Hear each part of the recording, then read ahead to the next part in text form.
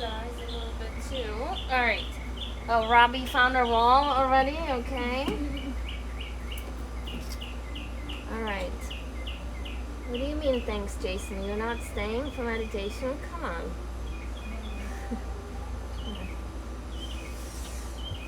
Okie doke.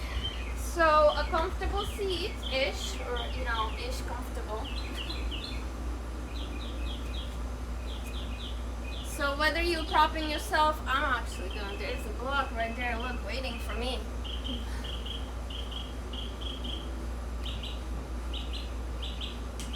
So whatever your choice of seated, I feel so close. I think I moved it a little too close. Wherever you find yourself, notice Robbie is propping herself up against the wall. Casey is nice and comfortably. Yeah,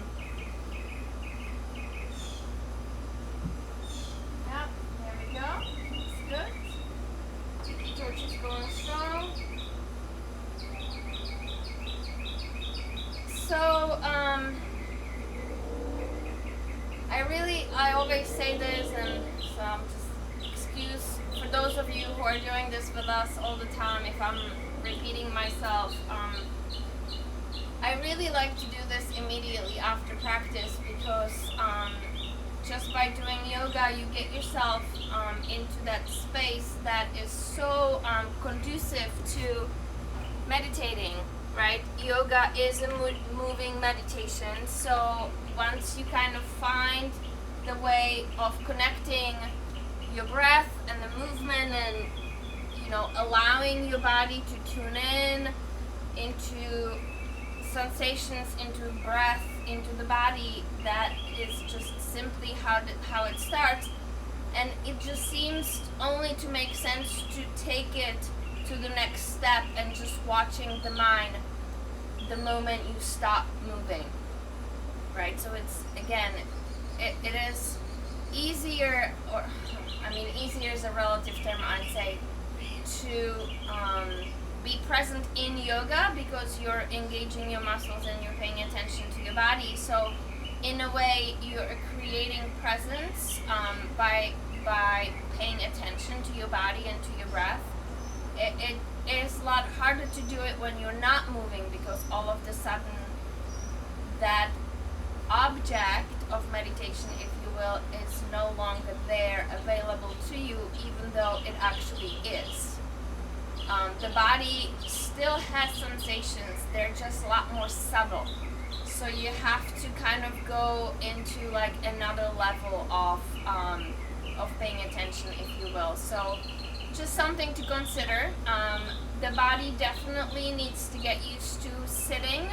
I think we've already established that it is not a given that your body will be comfortable sitting for 30 or plus minutes, right? The body, it is actually hard to sit for a long time in a decent posture. So give your body the time to develop those skills, right? It's a practice just like everything else.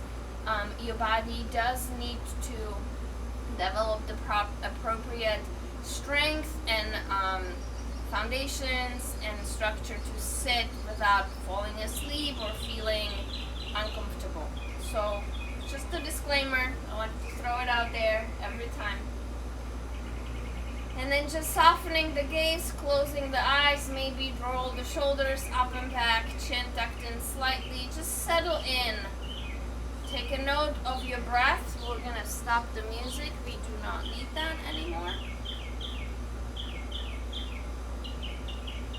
We got birds. It's good enough.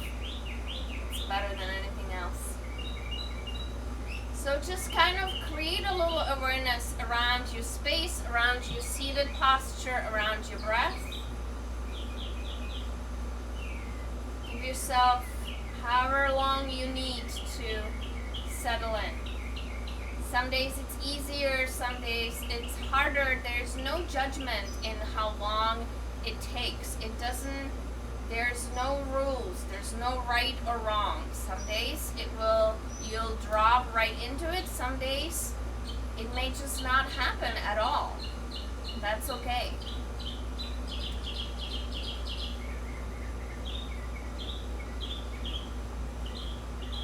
sometimes I like to think about it from the perspective of not being able to sleep. You know, when you wake up in the middle of the night and then your mind starts going into all kinds of directions and all of a sudden you're awake. You awake and you're thinking, and then you get so frustrated because you have to get up for work in the morning, or you have to get up with the kids, and you have all of these things that you need to do, and you know for yourself how important it is to sleep, yet you're awake and you can't sleep and you're thinking and you're trying to relax and it's not working, right? Familiar with that? Yeah. Okay. So I've been trying to change my attitude when that happens about not being able to sleep. And basically what I am trying to tell myself, a new story I have created for myself that I really like. That I just need the quiet time and the dark to simply be able to look at what I'm thinking.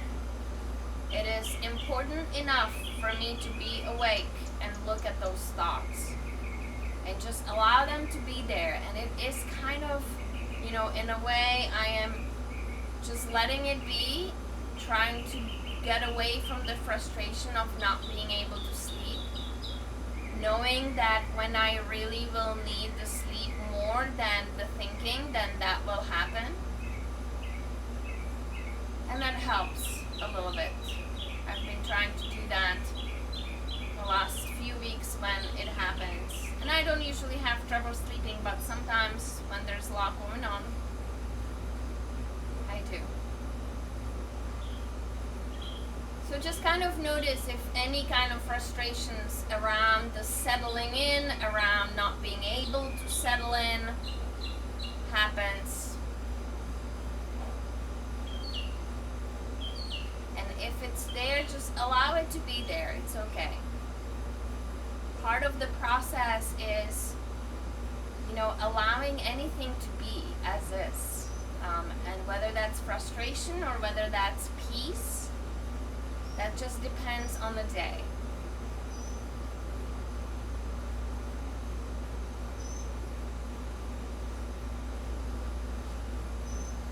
Noticing the breath, notice as your chest lifts up and falls down with the inhales and exhales.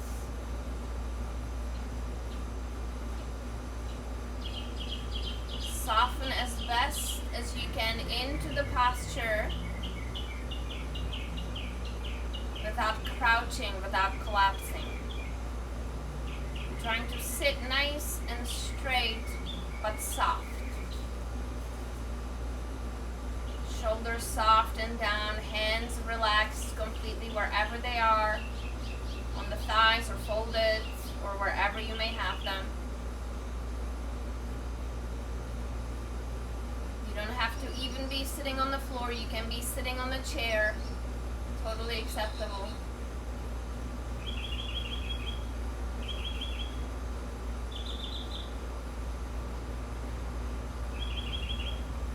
And again, you can just watch your breath, watch your body,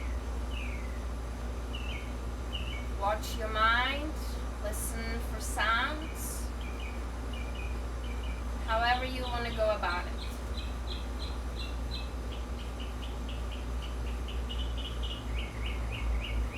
As of late, I do have something to offer as an object of your meditation. If you'd like to stay with me, you're welcome to do so.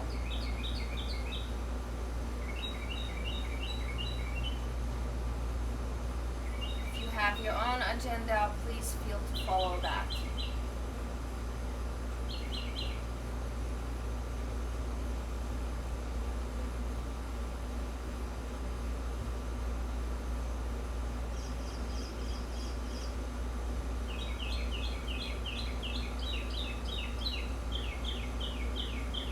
Sitting here watching your breath, your body, and your thoughts, I'd like you to tune into the peaceful part of you, to the peace,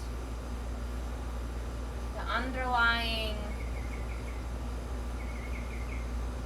no conflict, the peace that is within your heart underneath anything that may be stirring up some tension or friction or conflict.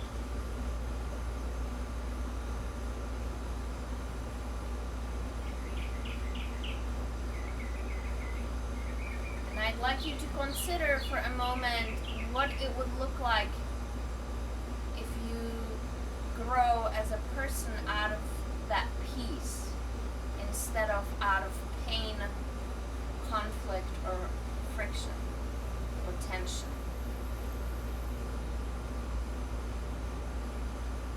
Is it even possible?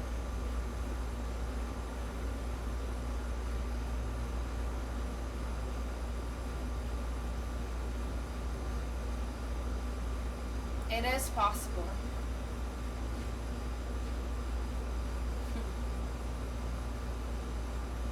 That's the simple answer to that. Is it available and accessible to all of us? That is a separate question. Is it possible? Yes, it is possible.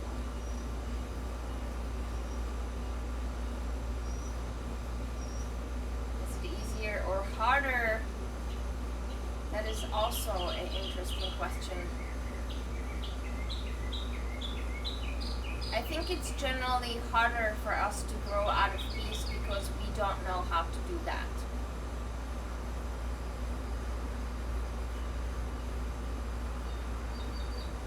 For the most part, I think only for me anyway, and then for most of the people that I have met and worked with,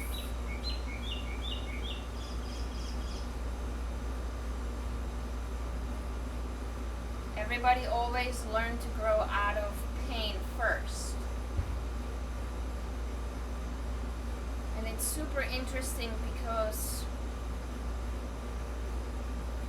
especially when you grow out of pain, you at some point come to a place of somewhat of a surrender or peace, and all of a sudden you're not sure if you can actually grow because you seem at peace. There's no conflict. There's, you are at peace with how things are, and you're like, well, what am I going to do now? Like, how am I going to grow now? There's no conflict.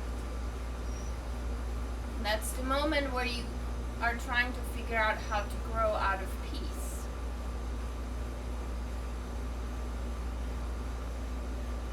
And it's really interesting when that happens because life continues to go on even when you're at peace. There's still conflict, there's still drama, there's still emotions.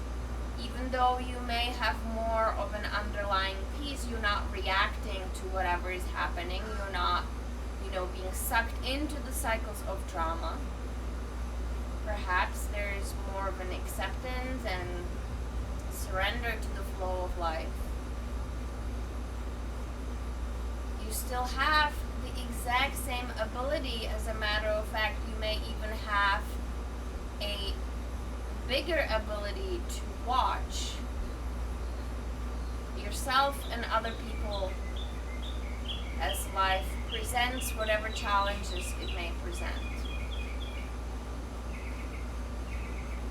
There may be a better opportunity for self-reflection because you are not necessarily being triggered by everything that's happening to you.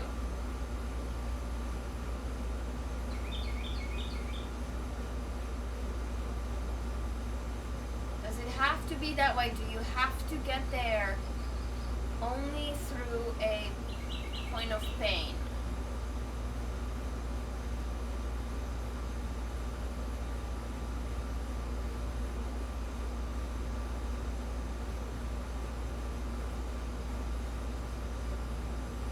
I don't know. I don't think you have to, but for the most of us anyway, as I mentioned, I think that seems more natural. It seems that the pain creates something within ourselves that we are not willing to live with, and that propels us to change the way we go about life.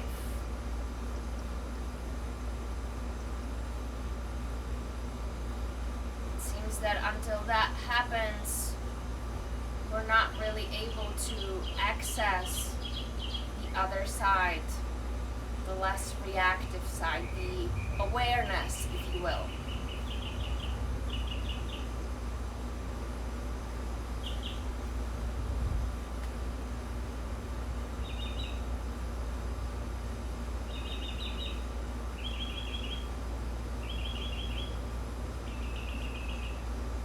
Just notice where that train of thoughts leads you.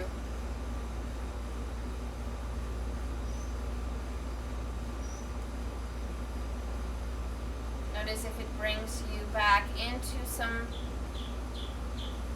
something that has shifted your life in a certain direction.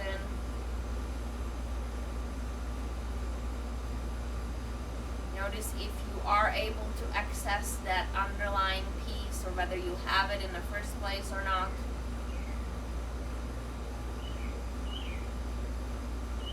Notice any discomfort that arises with any of those thoughts, any direction that your thoughts may take.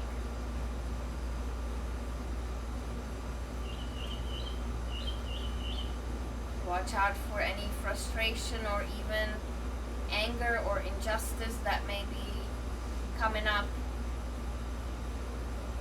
Or perhaps there's none of that. Perhaps there's simply peace and witness, consciousness of your own thoughts.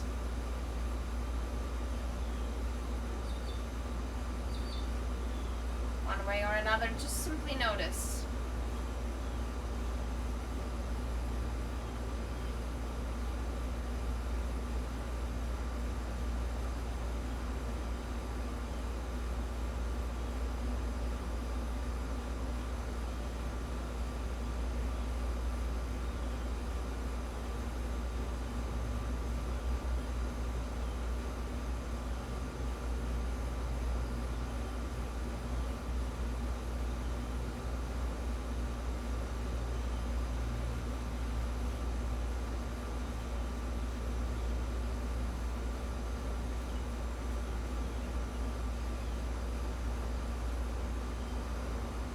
Self-work and self-growth also requires periods of downtime, if you will. Sometimes you just simply need a break. You just need to digest whatever maybe became clear, whatever progress you have made. Same way as with physical practice, sometimes the body needs rest. The muscles need to relax and recuperate.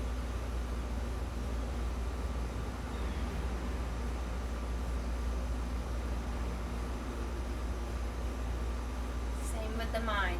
You cannot always be doing heavy lifting. That is simply unsustainable.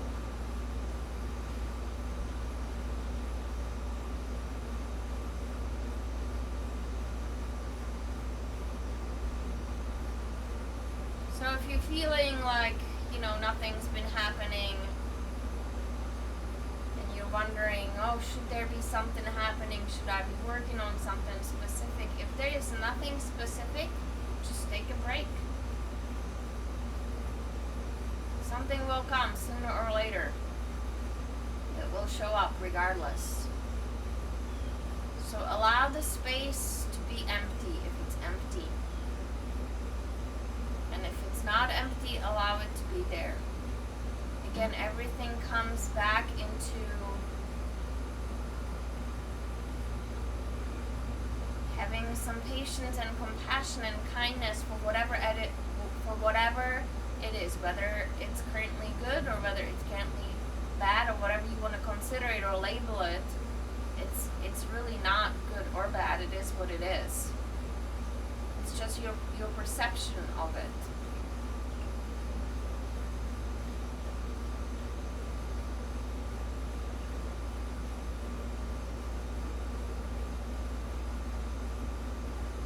And notice where you are, maybe shifting back into, can I grow out of peace? What is that going to look like? What is that going to feel like? there a way for me to do that?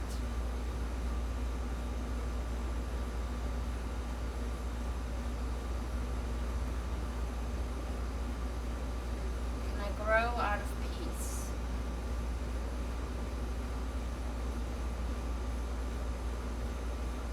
Or can you only grow out of pain?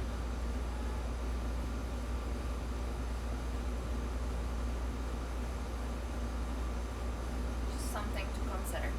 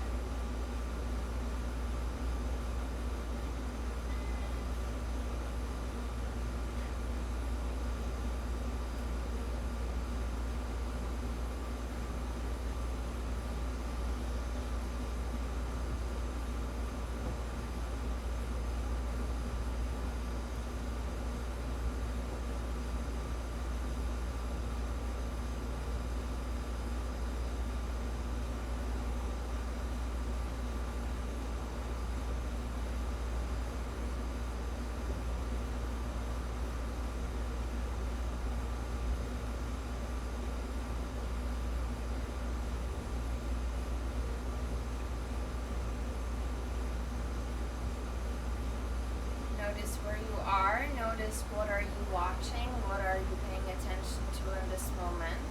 Maybe follow that train of thoughts for a few more seconds.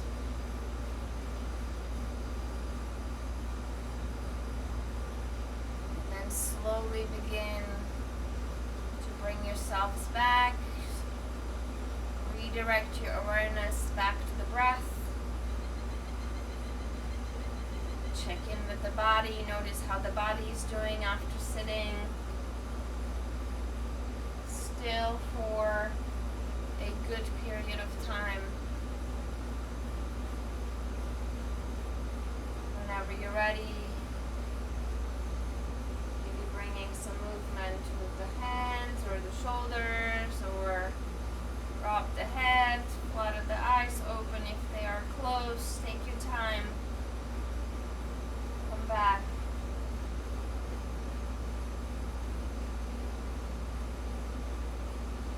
Ta-da! I don't know why I like to do that. It's like I don't have the gong, you know, if I had the gong, maybe I would like ring the gong. That's my gong. Ta-da! Alright, welcome back to reality.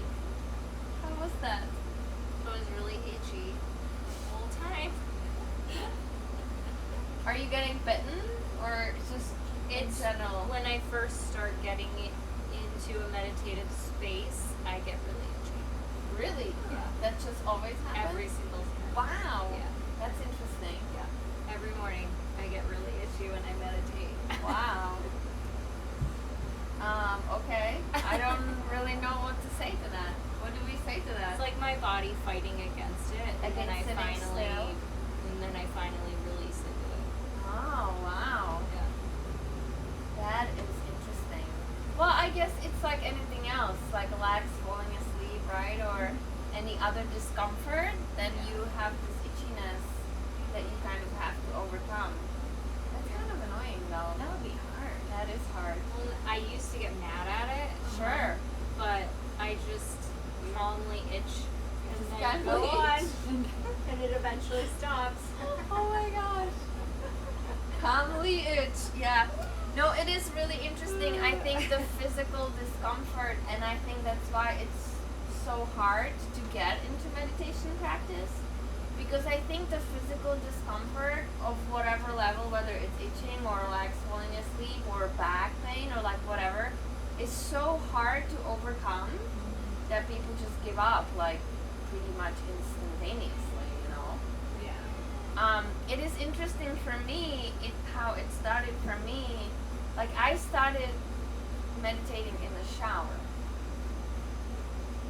you know. So I would like sit on the shower floor and I would lean my back against the wall and I would just focus on the water falling, and and that kind of took care of everything else, and that's how I got myself used to doing it. And I would just do that because that was like when that started, like that was like the only thing that I felt like was peaceful, if that makes any sense.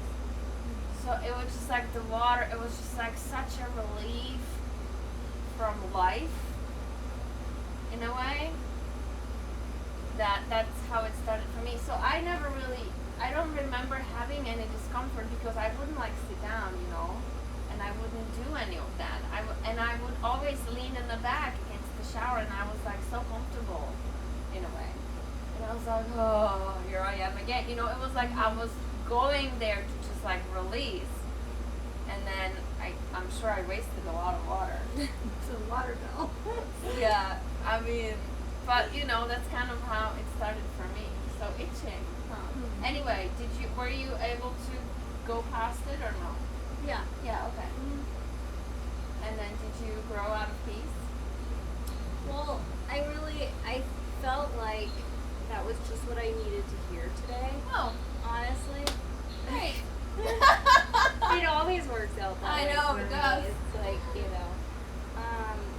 but because that's an interesting concept. All of my growth has come from trauma or darkness or some sort of negative, Sure, and it has all been reactive sure, and not proactive. sure. So at this stage in life, it really is about finding the proactive change Out of peace. out of peace. Well, there you go. Yeah. Awesome. Robbie, what about you? Very similar to that in terms of growing from pain. I think over the last couple of years, and what I'm going to try to continue to do is when I feel at peace about something myself, whether it's a situation or a relationship or a thing, whatever that thing is that's bringing me peace, I feel like I get to that level and then I let something over here come in, and before I was taking on that pain myself. And I think the peace from balancing those two and recognizing that this pain that might be coming in isn't even my pain. It's someone else's pain or someone else's situation that before I was taking on as my own. Like, and so trying to keep that, not push it away in a sense, because you might need to be there for that person or for someone or something, but just recognizing that I don't have to own that pain myself. You don't. That's And then awesome. finding peace through that is a whole other thing, you know. But that in of itself, I guess, is growth through peace because I'm not trying to make that pain my own pain. Sure. So that's how I was thinking. That's about it. awesome. I like it. What about you? You grow out of peace? Right. No, yeah, I agree. Yeah, definitely. Most of us grow out of Pain. pain or trauma or something that we need to shift things around. But that was nice because I shared that Monday. I let the enemy go last Tuesday. So for the last week I've been meditating a lot.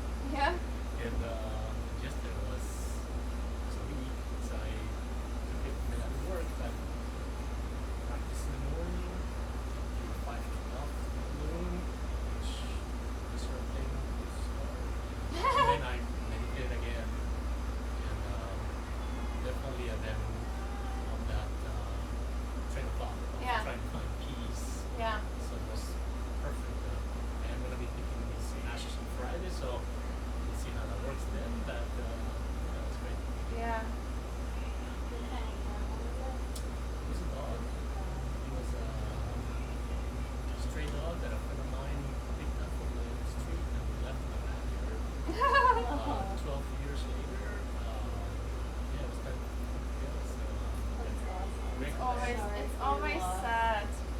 It's funny because Casey and I, well, it's not funny, but it's interesting that Casey and I were just talking before you guys came over about losing our pets. And I've only had this one for 3 years. We kind of saved each other in a way too, and I can't imagine what that's gonna be like. And I've never had a pet before. This is like really my first pet. I had a bird when I was a kid, but I don't think that counts. I don't know. But yeah, I think that's it's interesting. You get attached so much to your pets, right? And then they go, and then it's part of life. Attachment for sure. Oh yeah, for sure. Especially when you get a chance to make a call. Which is not pleasant, doesn't get any easier, but in a way, glad we have that Yeah. choice or chance. So, You got to Well- be there with them. That is interesting concept because we don't always get to do that for people, right? And it would be nice if we could. It's kind of an interesting question all in its own. When my grandmother passed, there was a lot of talk about that. Yeah. Because she was in so much pain. She couldn't breathe. She was Yeah. drowning in her own Yeah. blood. And you can mercy kill an animal, but where's that line? Yeah, where is that? I know. It's a really It's a hard line. It is a hard line. And then, it's also tricky because, like, if you think, like, back in the days, we didn't have all this technology that we have. Like, we didn't have machines breathing for people. Now we have literally machines that keep people alive, right? If we didn't have that, we wouldn't even have to have this conversation. But we do. Right. And, like you said, like, where's the line? Like, how and when do you make the call, and who is comfortable making the call? I think that again it goes back to how attached we are and what are we feeling even within ourselves. Like, are we making the call for ourselves, or are we making the call for somebody else, even the pet? I think that question goes to the pet too, because sometimes the attachment is so, and I am hesitant to use the word selfish, but I think I'm going to use it, that you don't want to let go, and in a way you're making more that, whether it's an animal or whatever, more suffering, creating more suffering just for your own comfort, right? Yeah. Absolutely. So that, and I think recognizing that within yourself is just, a whole another level. So good on you to making, the call and letting go when you felt was appropriate. Again, not easy, not by any means. reverse kind of, perhaps. Oh yeah? Her vet, his vet was off that day. Oh, okay. His regular vet. Yeah. So when I called, it was the emergency vet that took care of him. Oh, you think the regular vet would be not as inclined? Oh, Because interesting. His brother went away a couple months ago. And Yeah. She talked me to. Yeah, So yeah. it's strange that afterwards I'm thinking, Oh, coincidence? I think not. Right? Universe That must is work it out. great. That that is kind of nice. Well, thank you guys so much for a lovely post-meditation conversation. I love sharing. I think that's sometimes even better than the meditation itself. We will be back. Are you coming back? Tomorrow at noon for 50-50. See, I have to have my trusted sidekick over here. And then after that, Saturday, 9 o'clock. Well, I don't know if anybody's even watching, but 11 in-person class is already waitlisted, so make sure you hop on Unite, and if you want to see me in class, make sure you put yourself on the future lists, like sign up, because spaces are limited, so classes fill up quickly. So you gotta plan ahead a little bit. If you can, definitely do so. And with that said, thank you so much. That concludes today's sports session. Namaste.